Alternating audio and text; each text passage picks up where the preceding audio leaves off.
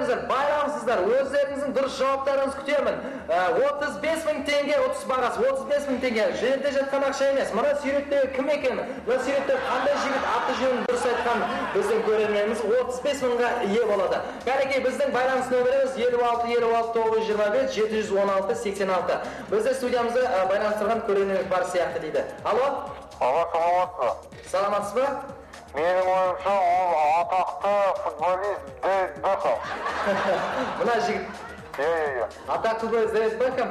Жоқ, өкінішке орай ол Дэвид Бекхэм емес бұл жігіт. Басқа бұл жігіт, басқа. Дұрыстап ойлаңыздар, дұрыстап қараңыздар, барлық сана сезіміңізді дұрыстап қосыңыздар. Мен ұтыс бағасын екі еселендірем. 65 мың теңге ұтыс бағасы.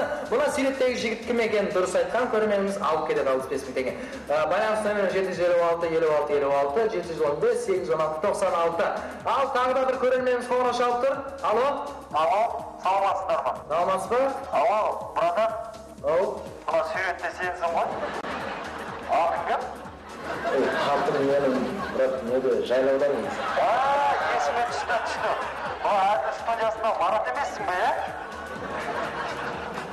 Алло, братан, Марат. Мынау сенің әзілің ұнайды маған. Әрине деген. Маған ұнайды, Алло, Марат. Бұл сенің ақшаңда ештеңе керек жоқ. Сен мен суретке түсіп алуға бола ма? Суретке ме? Керек. Онда теледидардың қасына келді. Қазір біздің операторлар мені үлкен ірі планда ұстауы мүмкін. Мен айтамын, ірі планда ұстаңыз.